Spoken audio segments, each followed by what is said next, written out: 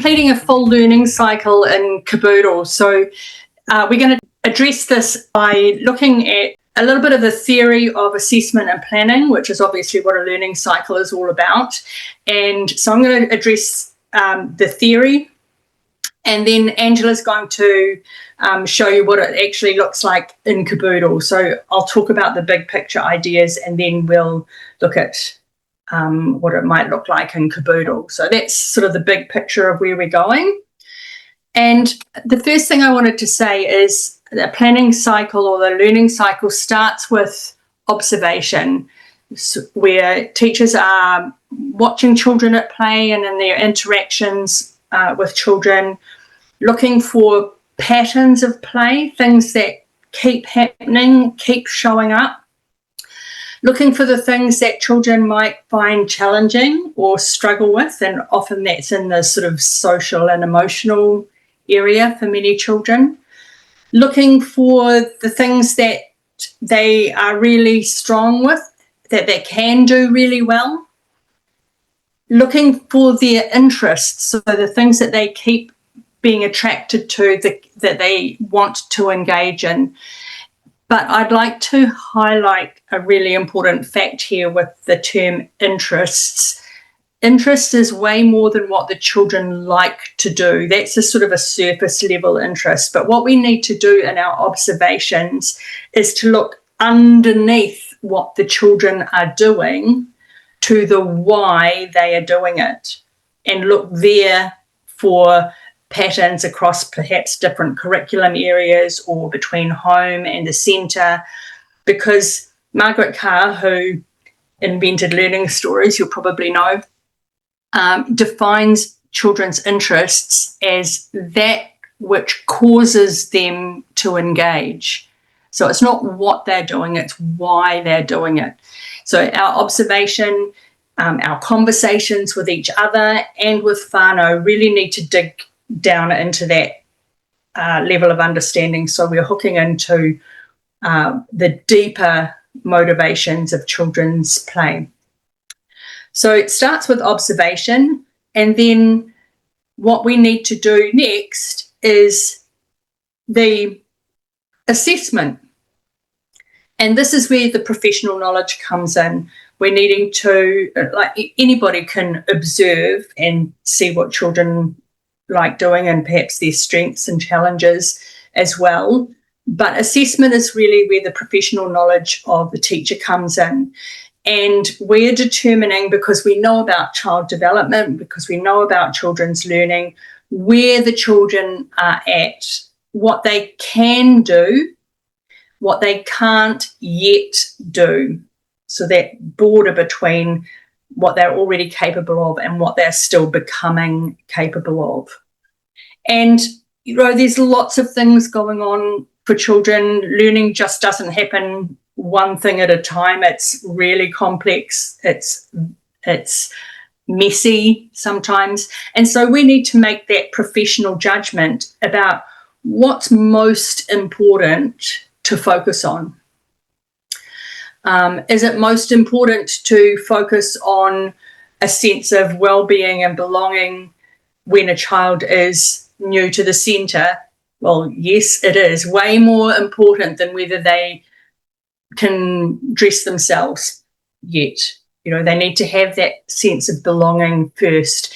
And we're making these judgments all the time in consultation, or they should be made in consultation with our other teaching team members and also whānau.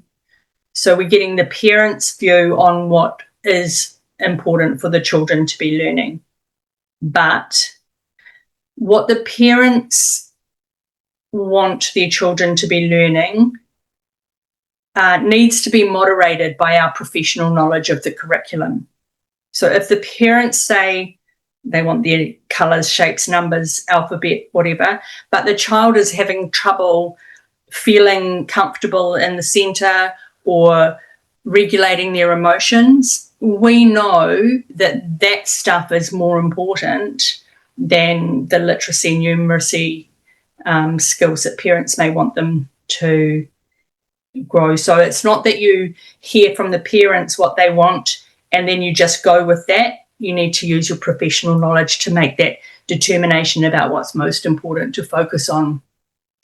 Then we need to figure out, so where does that fit with the learning outcomes of Te Whāriki? Which learning outcomes relate to this focus of learning that we think is most important? And then from where the child is now, what's the next likely step? Now, we know that children are all very different. They might learn in different, well, they do learn in different ways. Progressions aren't always linear, but there are general progressions that are well identified in children's learning.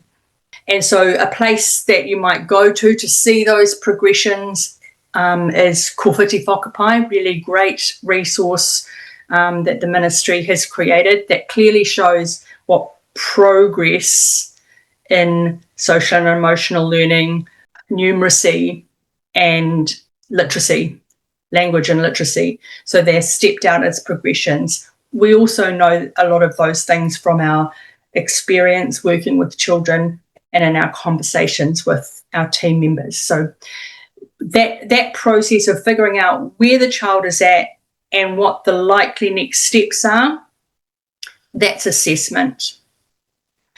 Then the next step, of course, is the planning. And this is where some things sometimes go awry. What we need to be planning for is to support children to make that next step of progress or next steps of progress. But our focus needs to be on our actions as teachers, the interactions that we have with children, the support that we're going to give them, rather than just what we're going to put out on the tables or the experiences that we're going to provide. So once again, Ko Whiti Whakapai is a really good resource for this. It gives some key teaching strategies. There are other resources like He Māpuna Te Tamaiti, He Kōrero that give really good teaching strategies to progress children's learning in particular domains. And the planning, the way that assessment and planning often work in early childhood centres is a teacher is responsible for the assessment and learning stories or other assessment documentation for a group of children. Maybe they're writing individual learning plans for a group of children. But sometimes what doesn't happen is that those plans, those teaching strategies are not passed across the whole team. And unless the whole team has a working knowledge of what the priority is for each child and the strategies that are most useful to support that learning, then a lot of opportunities to support a child's learning will be missed. Because if I'm working in the sandpit and a child who's not my child comes and works in the sandpit with me, I need to know what their learning focus is and what strategies I could or should be using to best support them. Otherwise, there's a whole lot of missed opportunity there. So I know I'm going through this quite quickly. A lot of it will make more sense when we show you the examples that we've prepared for you. So don't worry if you're not taking it all in at this stage. And of course, you can always revisit in the recorded webinar as well. So the final part of a learning cycle is the evaluation. And one of the things that I think is really important that you realise is evaluation is not about the child's learning. So when you've done your planning cycle, you're coming to the end of the planning cycle, hopefully the child will have progressed. That's what the whole thing is intended for. But making the determination of how they've progressed, how far they've progressed, is assessment. It's a sort of a summative assessment where they've got to in their learning at that point in time. That is not evaluation. The focus of evaluation is your teaching strategies. How well did your teaching strategies affect the child's learning? So obviously you need to know how much learning, how much progress has taken place in order to make that evaluation, but your focus is on your teaching, not the child's learning. So I've got an example here. This is a theoretical example, a mocked up example that's based on a real child, but it wasn't created in a centre. It was created by me to illustrate these points that I'm making to you. So this is an individual learning plan, and it's set out with the headings noticing, recognising, responding across the top. That's a framework that I'm sure you're all or nearly all familiar with. And in the noticing phase, we've got two components here. We've got, or three components really. We've got the conversations that have taken place between teachers and whānau, in this case, Sienna's mum.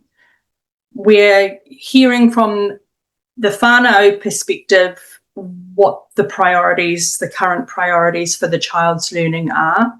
And then there's also the kaiako perspective, so the conversations that teachers have had about where Sienna's at, the things that she's struggling with, the things that she is able to do. So a brief summary of those two things, those two different perspectives, put it in the plan. And you can see that in this plan, they are well aligned. They're both talking about the need for Sienna to build her capability to build relationships and with a wider range of children. Sometimes the kaiako's perspective about what's important and the whānau's perspective are different. And in that case, as I said earlier, you need to use your professional judgment about where the best place to put the focus is. Another component that we've got here in the noticing is just a general observation of where the child is likely to be spending their time in the centre. So in this case, Sienna enjoys creative things. You know, she'll be at the art table, the collage table, the painting easel, and she likes imaginative play, so she's often in the dramatic play area.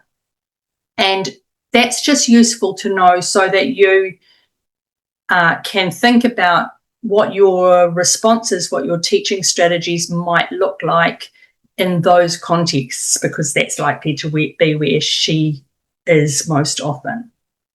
Okay? It's not that we are deliberately creating art experiences for Sienna or setting up the dramatic play in a particular way. That may happen as well, but our focus is on how we might conduct ourselves in our interactions with Sienna as she's playing in those places. Okay, in the next column over, we take what we've observed, what we've identified as important, and we link it to the learning outcome or learning outcomes of Te Whāriki.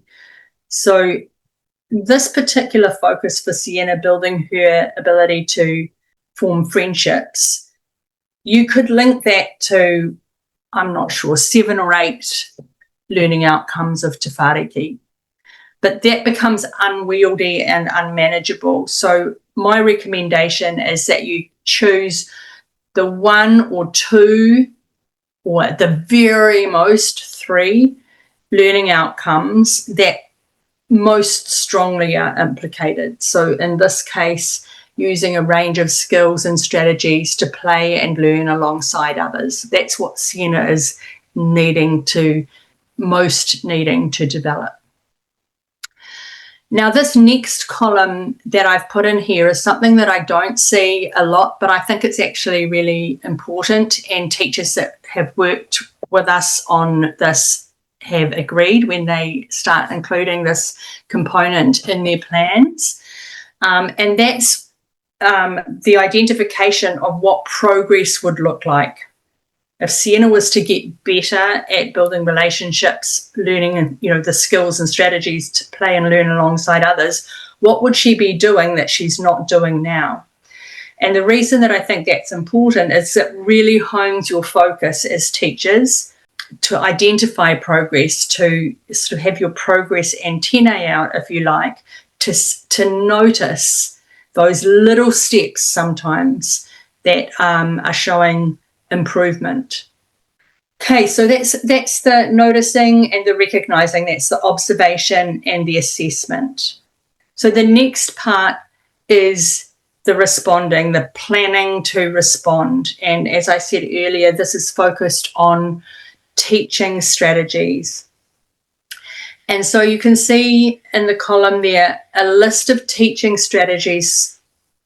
I'll read some of them out for you because I know that some of you will be on phones and it might be difficult to, to see a complex document like this. But support Sienna's participation in and contributions to play by being nearby, modelling, prompting and providing feedback. For example, you joined in the dancing game, what fun. Or to support Sienna to enter a small group by joining them and showing them what to do. So if she is good at something, she can go and offer an idea to the group. She may need your support to do that to start with, either directly, hey Sienna, come and show these people what you were doing the other day, or you may just do gestures or just be close to give that emotional support depending on where she is in her learning journey. So it's much more about the strategies you're using than the resources or the experiences that you're providing. Then you'll be sharing those strategies across your whole team, so everybody knows that Sienna's working on the skills and strategies to play and learn alongside others. They'll know that these are some of the strategies that are most useful, providing that physical proximity, providing the vocabulary and the cues and the encouragement, those sorts of strategies, and everybody will be implementing the same sorts of things as they interact with Sienna. And then you can track her progress, track a child's progress by having little anecdotal observations of things as they develop. The numbers there, 17th of the 4th, that's a date.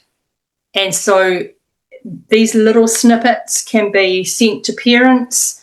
They can go in this plan. They can be copied and pasted into a draft learning story. But these things become the evidence of progress. It shows the development over time, shows that Sienna is gaining the skills and strategies to play alongside others more effectively. I'll talk a little bit more about those learning notes and the intersection with learning stories shortly.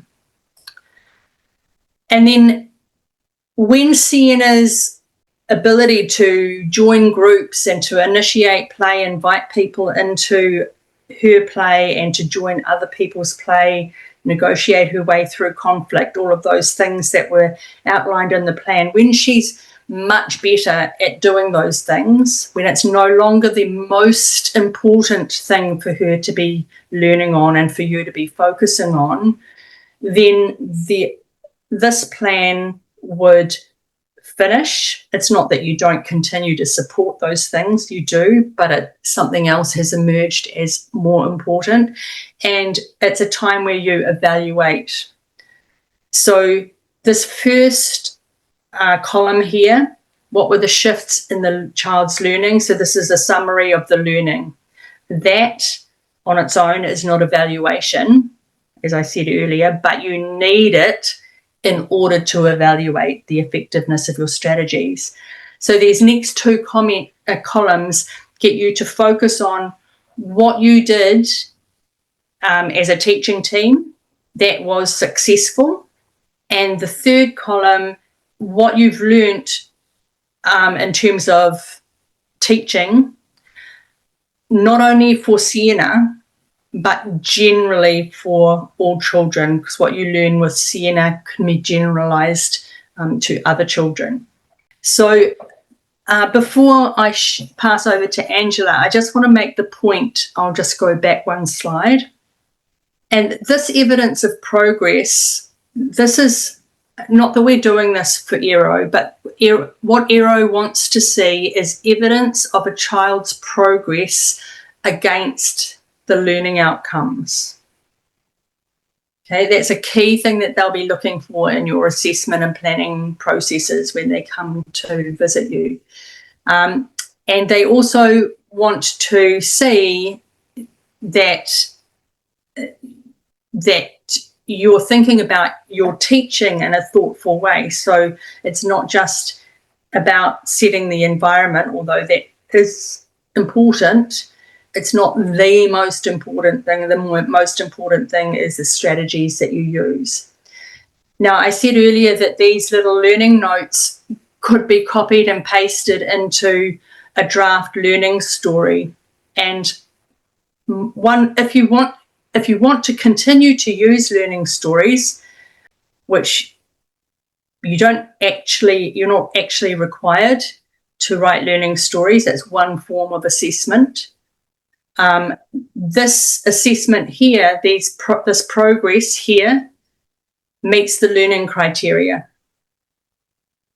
But if you do want to capture a child's progress, their learning journey in a learning story, what you can do is take these little snippets here of progress, put them in a draft story, and then write a summative story for the whole, that covers the whole of this period of an individual learning plan, rather than, a story a month or whatever it is that you might be currently doing. So it becomes a learning story of the whole of Sienna's trajectory of learning to play with and alongside others. Okay, so we're going to leave some time for questions at the end, but I'll hand over to Angela now to show you what it looks like, or it might look like, on Kebudel. Thanks, Barbara. That's just so valuable.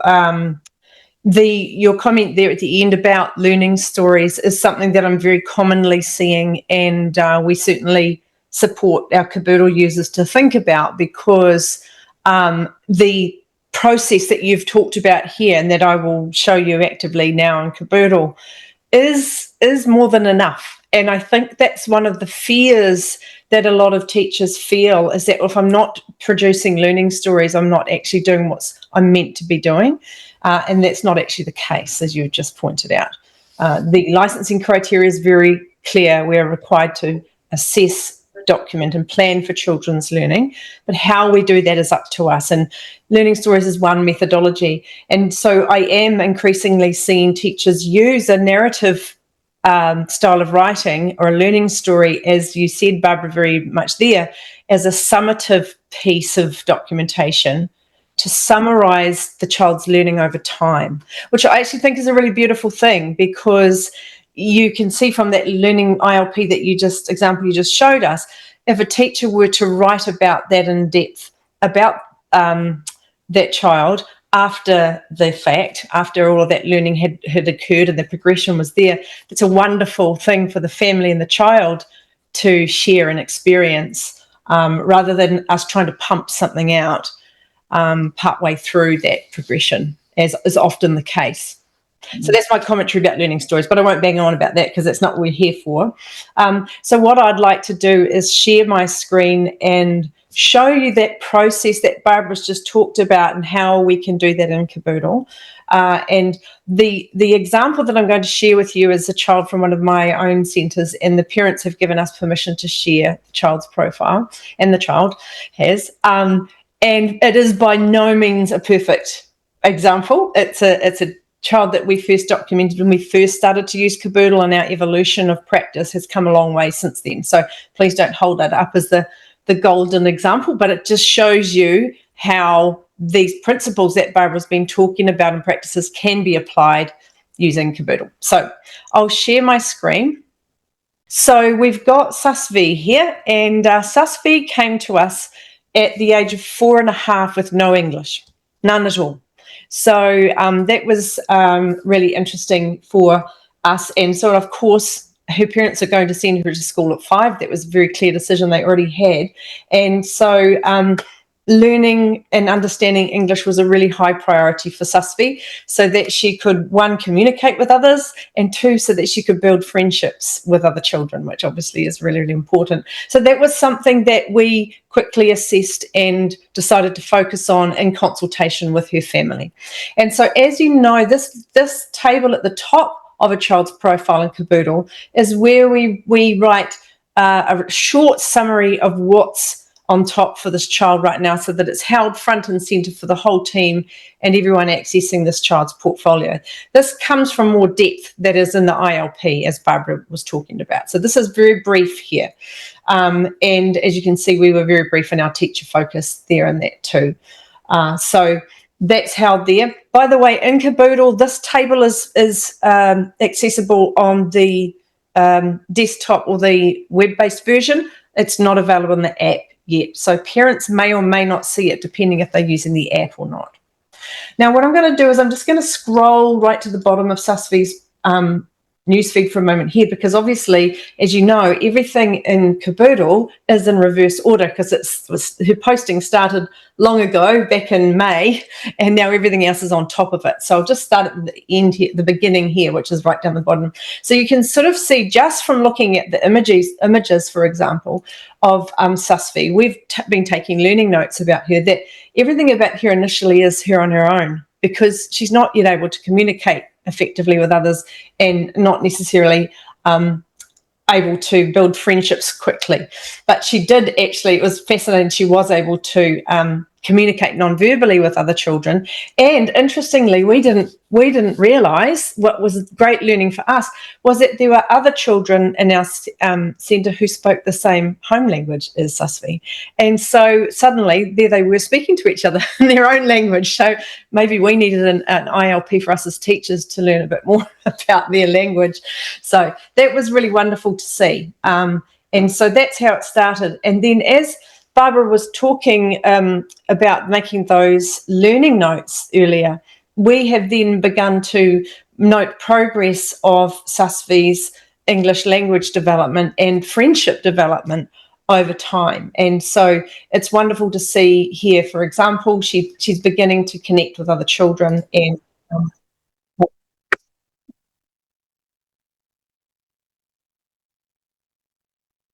now, neither of these two children speak English. The other girl that she's playing with understands English very well, but she's never spoken a word to us. She's very, very shy about speaking English. Apparently she speaks non-stop at home, but she wouldn't speak to us. So that was so wonderful and heartwarming for us to see the two of them connecting over that and building their friendship. And that continued throughout their learning notes, both of those children, as time progressed. And now you can start to see Susfi more along with and alongside other children, and starting to become confident to participate with and alongside other children, which we are noting in her learning notes. Barbara, feel free to jump in at any time if you want to.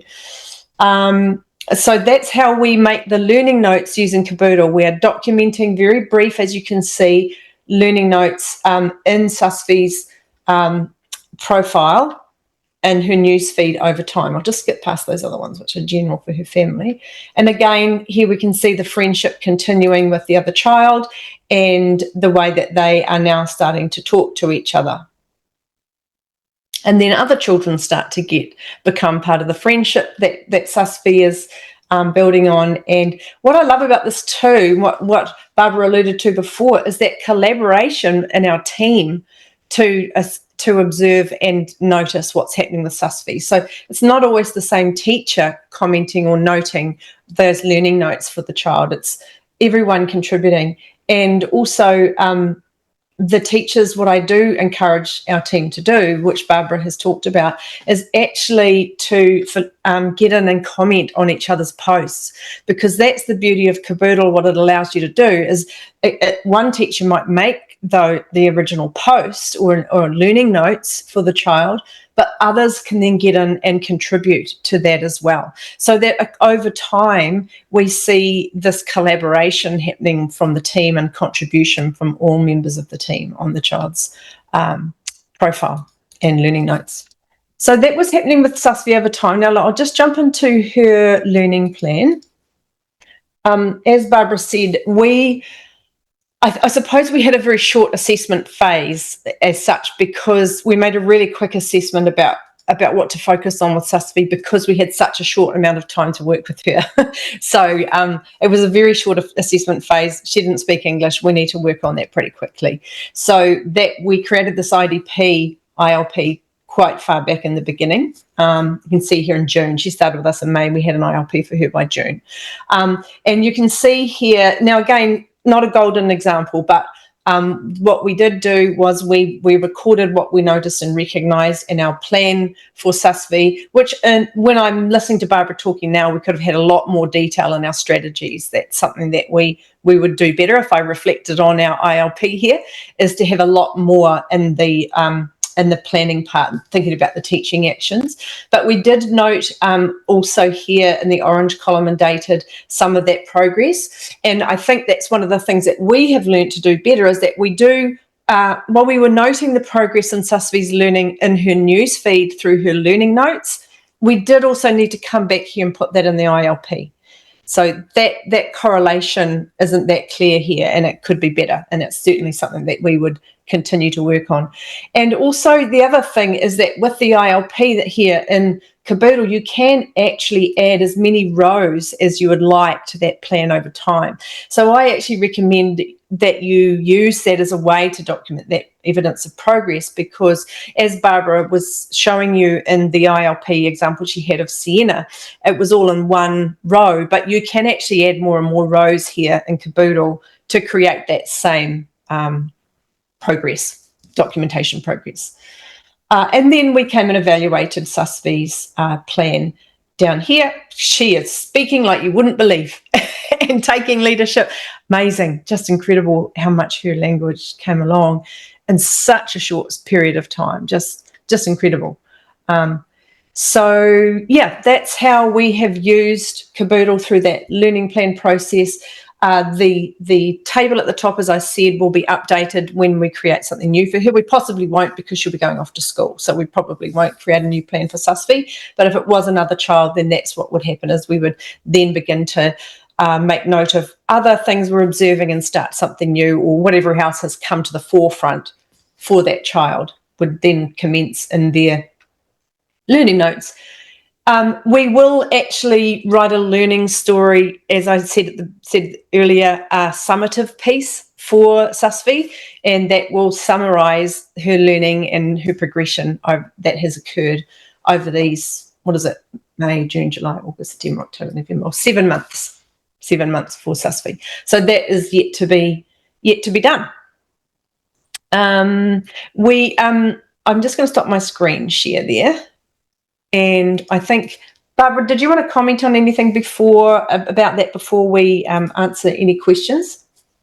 Well, the only thing that I would say is, if you are starting to document assessment and planning in this way, or refining what you're already doing, I'd really encourage right from the get-go for teachers to do the cut and paste thing. So if you're posting in the child's feed something, obviously that's great, because the parents can access that straight away. It's that real time, or close to real time interaction with whānau.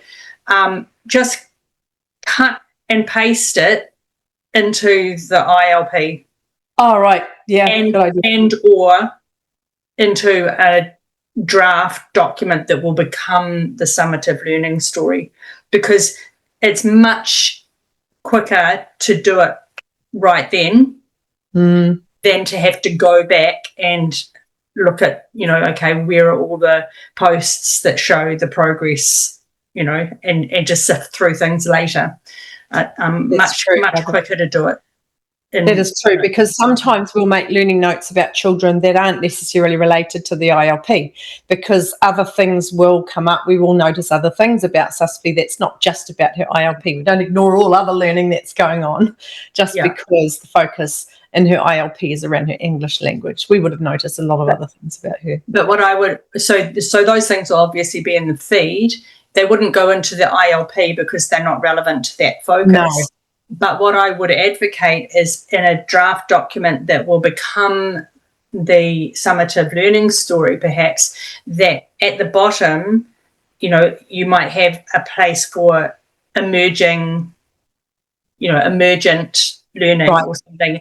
And then you put those things all together, collate them down the bottom, and that will help you identify what that next thing might be, rather than have to go through her feed or sift through your memory when you've got everything else going on. And if it just helps to inform your decision making when you're moving on to the next thing. Agreed. And Barbara, I think the other thing that really has made a difference for our team as we've moved to using Kebudel in this way is that we now make a lot more space for talking about children in staff meetings. So our meetings, we meet once a week for about an hour, and every week, every part of that meeting, every time is talking about children first and foremost. So there's that real collaboration again, where we will bring children to the table for discussion. We will talk about them. So that while that documentation and planning may often be predominantly led by one person in the team, we all have our lists of children and those kinds of things. The collaboration around the assessment of what we're noticing and recognising and planning for happens together as a team. And that's been quite different for us and really exciting and powerful. It's so important. And what I would say is that the time that you save by not writing as many learning stories makes, it frees you up to have more conversations. It also frees you up to spend more time actually doing the work with the children. It frees up teachers' headspace. I think, in my personal view, I really think this is the way to go. It does a better job of assessment. It does a better job of planning. And once you get used to this way of working, because, when you learn any new way of working, it's a bit of time and effort to make that adjustment, but it's so much more time efficient once you've done that initial getting used to it process. Yeah.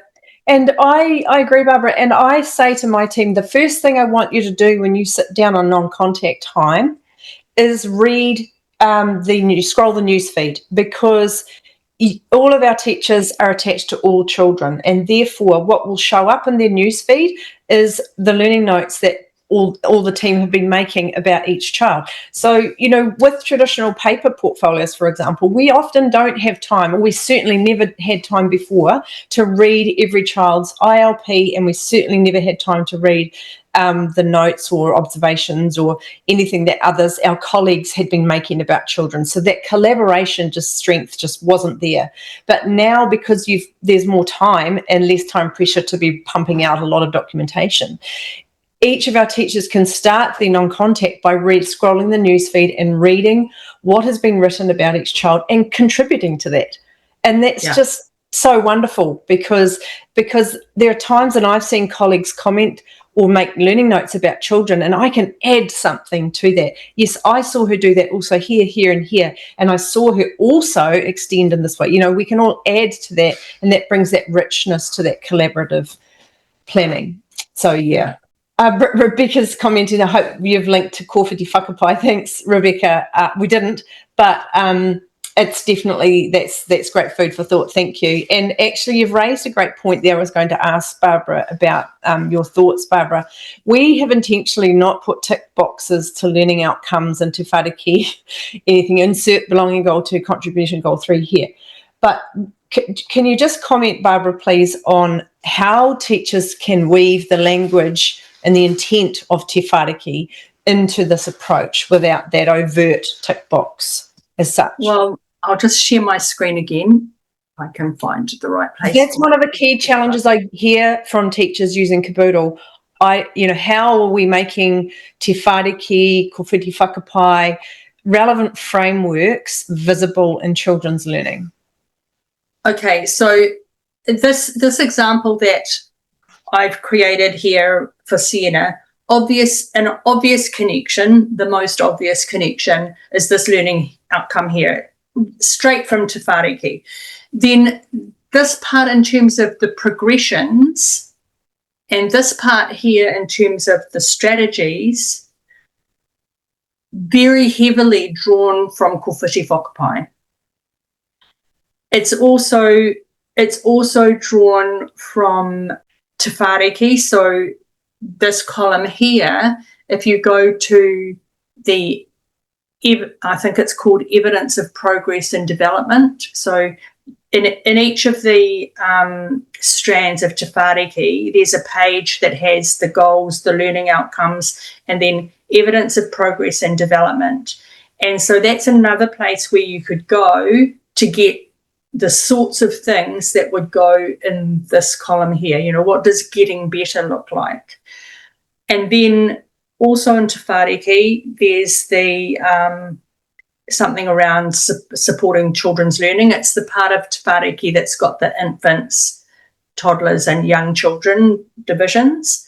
And once again, you could use that to inform this. So particularly for teachers who are new to teaching, relatively new to teaching, new to this way of working with ILPs, new to New Zealand and getting used to our curriculum, for those teachers, I would say really strongly drawing on those documents to get the content of the ILPs. It doesn't have to be the exact words from anything, but it gives you the sorts of things that to focus on, and then you can mush a couple of things together, or you can emphasize one part that's more relevant to the child and leave out the rest, or you can adapt it depending on the needs of the individual child and what you know about them. But you're drawing from those places in a really strong way. Once teachers are very experienced and they sort of have the learning outcomes of te whāriki and a very clear idea of what progression looks like for children developing empathy, for example, that comes from ko whiti whakapai, then you won't need to go back to the documents as much because you'll hold that professional knowledge, or a lot of it anyway. And there are some things that sit outside of ko whiti whakapai. If a child is really exploring scientific ideas and into trial and error and experimentation and all of that sort of thing, it sits within the understanding the world and developing and refining working theories learning outcome, and you could draw from the exploration parts of te whāriki for what progress might look like and strategies. But there isn't a science part of ko whiti whakapai, so you can't go there. You'll have to draw from your experience, your knowledge, the knowledge of other people who might know more about science than you do, as well as te whāriki. So the language of the framework references, te whāriki, ko whiti whakapai, whatever frameworks that your early childhood service utilises, that is almost organically woven into, as well as can be copied and pasted somewhat, into the ILP. And I also encourage teachers to think about using that language, dispositional language, te whāriki language, in the learning notes as well. So it's not an overt tick box, but it's the language woven through how you write the learning notes, how you write the ILP. I hope that makes sense. But Barbara, I love that word that you used, mush. I think we need to make that an official new term and give it a definition. The other thing that I would add, with the traditional tagging that lots of teachers do. It's like, well, who does that serve? It's a, you know, it there is nothing that says that a child's learning needs to be linked to all learning outcomes. Of course, in your curriculum, you will be covering all learning outcomes just by the nature of the curriculum that you provide. But what's important for one child, and particularly in terms of, so they'll be experiencing an environment where all of those learning outcomes can be progressed. But what you put your focus on deliberately planning for a child and documenting doesn't matter if at the end of their time with you, you've only covered 5 or 6 learning outcomes. I think There's no requirement to cover all of them for all children. That will be happening in your curriculum, but it doesn't have to happen in your planning, individual planning and documentation. And I think you've addressed a really valid fear that for a lot of teachers there, Barbara, that we do feel that, we worry about that. And actually that reporting function is going to be added to Kebudel next year. We are creating that right now, where we will be able to draw together information across all of your children in your centre to report on the learning outcomes that are being met across the board, across in general.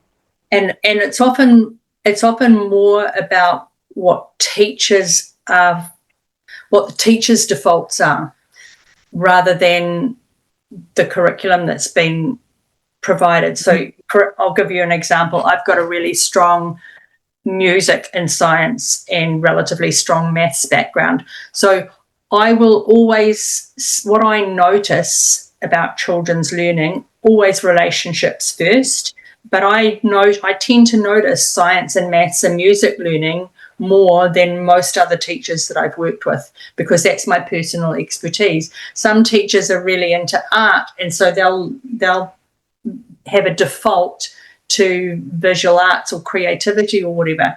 And what's important is, and that's why the communication with your team members is so critical, is that you actually check out, is my interpretation of the learning that I'm seeing here what's really most important for this child, or is that what I just see most easily? We all have a lens, don't we? Yeah. That we start with often. Yeah. Thanks, Barbara. Does anybody have any questions that you'd like to jump in with? We've got a couple of minutes left. I'm conscious of the time. We don't want to keep you too long, but if you have questions, feel free to pop your mic on or put it in the chat for us now, or comments, or share with us your experience with doing this in Kebudel at the moment, or learning to use this process. Because for some of you, it might be quite new. And some of you possibly didn't have any choice because your centre signed you up for it, whether you liked it or not. I understand that happens too. Kia ora, Rebecca here. Kia ora, Rebecca. More a comment than anything, but I'm more and more trying to understand outcomes, obviously sort of in that facilitator space as well. So thank you for letting me join, and just supporting other centres with it. So the outcomes is sort of a newish approach to me as well. So I'm trying to sort of consolidate the idea of outcomes and how it links with children's interests and, like urges, dispositions. I'm sort of like, is it still like a positive growth? We're always meant to be looking on the bright, the positive side of what children can do. And I'm like, sometimes I think, I was looking at an outcome about what a child isn't doing, looking at it from a deficit model rather than a Question. Yeah. What's the word? I've lost my words for the day, but yeah, from a growth kind of model. Yeah, I understand. And it's a great question. My response would be, by all means, we need to be looking at what children can do, and that credit positive. We would never write, Sienna's no good at approaching children and joining their play or anything like that. And we want to be documenting to celebrate and show progress over time. And that's what this whole thing is all about. My personal view is that for too long we have focused so much on the credit that we haven't always noticed, or we might have noted, actually, we probably have noticed, but felt that we couldn't write about the challenges that children are having. And it's not that we would write about the challenge, but the focus of our documentation is supporting the child through a challenge and writing about the progress. So to me, it's this way of working sits quite comfortably with a credit model. I think we do a disservice not being proactive in supporting children to learn the things that they're still having trouble with. I just would like to jump in there, Barbara, and say, for example, with the example I gave with Susfi learning English, that from a credit perspective, as you're saying, Rebecca, she has another language, so she's already very competent and capable in her home language. So I certainly wouldn't view her learning to speak English through any deficit lens by any means. It's in addition to what she's doing and supporting her progress in order for her to thrive in an English-speaking country that she now lives in. So I guess that's just an example of how I would look at that myself. Yeah, but thank you for raising that question, Rebecca. It's definitely, I can see a lot more value in it than the activity-based model we currently have of they're painting. So, let's do lots of different types of paint. So going back to the way we used to do the dispositional side of it too. And I could see, like in those photos of that little girl, there was lots of things she was doing and she was interested in around the role play, the water play. I think there was lots of things that she was doing, but obviously the learning was who she was doing it with and the language she was gaining from those experiences, rather than it just being about, I'm role modelling and playing mum in the family play corner. Exactly. That's that definition of interests, is the why is she playing in the family corner? Because that's what the little girl who she wants to have that relationship enjoys doing it, somewhere where they can explore and play with language together. Why is she engaged with the water play? Well, she probably quite likes water play, but she's there because she can relate to others and practice. It's more than just I like playing in water. The rich language that comes with that. And I think, look, I mean, it sometimes appears that we're a bit of learning story bashers, but that's not actually the case at all. But in my experience, a lot of teachers, particularly beginning teachers, but I've seen experienced teachers do it too, they would use the learning story framework as such, the what next part of that template that so many teachers use to document activities for children. And the strategy, the teaching strategies, or the focus on learning was just completely missed, absolutely completely missed. I've so often seen teachers document assessment in a learning, or use a learning story framework to record what children are interested in doing, like you just pointed out, Rebecca, and then plan for activities. They're interested in the train, so I'm going to put the wheels, so I'll put the train set out. It's not, it's led people a little bit up the garden path, I think, and away from what actually needs to be focused on. Yeah, I mean, you could write a fantastic learning story, to use your painting example, Rebecca, about, Sienna really enjoys painting and she's been experimenting with all sorts of different, materials and modes. And my next, my what next is to provide her more painting experiences. And then a few stories later, we might have another story about some different painting experiences. Now she's marble painting or whatever it is. But if you think about progression, what are the skills of painting or art or creativity, or the dispositions to persevere, or the disposition to problem solve, or whatever the why she's doing it is? Very often those are not the things that are called out in a learning story. And most learning stories, I would argue, are not actually learning stories, they're doing stories. They're stories about what children are doing. Yeah, and they're written in isolation by one person. Yeah. Sorry, I'm just going to bring Kelly's question to the front, Barbara. Kelly has asked how long before we should change the ILP. My response to that, Kelly, would be as long as what you're focusing on in the ILP is still the most important thing to be focusing on. So what tends to happen with children's learning is Sienna, for example, she's having some challenges broadening her circle of friends and not confident to go and join groups or to invite people to join her play. So we're working on that. She's getting better at that. And then suddenly there's a something, or maybe not suddenly, it might be gradually, that's no longer the most important thing. And it might be that she is experimenting with literacy. She's going to be 5 soon. She knows she's going to school. She really wants to start writing, and she's starting to do all sorts of things about writing. So it's not that the relationship building stops completely. She'll still be engaged in that and you'll still be supporting it. But in terms of your planning focus, it's no longer the most important thing for her. So we evaluate that and then we begin to document. Well, you may have already begun to document something else, Exactly. but the next thing, yeah.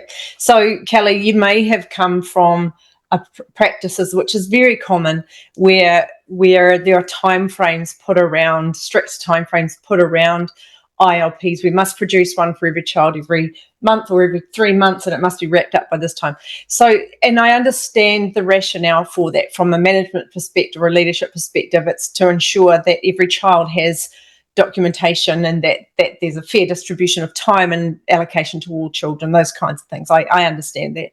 But I think, unfortunately, what that does create is this tension for teachers where I must produce these things, I must complete these things in this time frame, when it's not always most relevant or meaningful or useful for the child.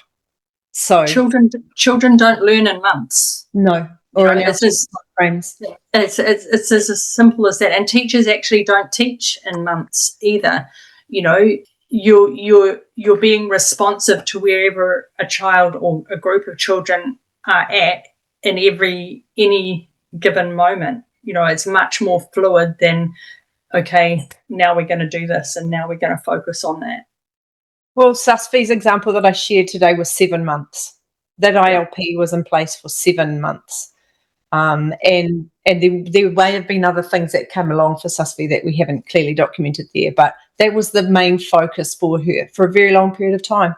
So if we'd put a time frame around that, it would have not been good for her. Wouldn't have been the right thing for her. So I hope that answers. And sometimes things morph, so in the example of Susfi, there was the language development, English language development, and the relationship building. And so as her language got better, it may be that less of the language focus is necessary and more of the maybe broadening a friendship group, like, similar to Sienna, for example, so that she's created this friendship group with children who speak the same home language as her and is starting to bridge into English-only speaking children. But she may need some additional support to extend that further before she goes to school. She may not, She didn't. It was amazing. Yeah. Things often morph from one thing to another rather than something completely different. Yeah. Thanks, Barbara. Well, that seems to be all the questions we have this evening. Thanks, everybody, for joining us. I really hope that was useful for you. This is our first Kebudel live session that we have done for our Kebudel users and others who are interested. So we appreciate you joining us. As I mentioned, this has been recorded, so we will make it available for anyone in your team to revisit, or yourselves. So let them know that it's going to be ready for revisiting. And we are going to do these live sessions for our Kebudel users every couple of months throughout 2026 on different topics. So let us know what it is that you would find useful, what you'd like to learn about. We're really happy to plan those sessions for you. And anytime, reach out to use that Kebudel Users Network community group that's in there is there to support you in your practice as well as technical stuff. So do reach out through that community anytime with these questions, pedagogical questions, platform questions, whatever you need. We're happy to support you and answer those for you. And thanks for coming, Rebecca, even as a non-Kebudel user or community member. Lovely to have you here, and thanks, lovely to have everyone else here too. And have a great week. It's Monday, so have a wonderful week, and we look forward to seeing you again soon. Thanks, Barbara. Thanks, everyone. Bye. Bye.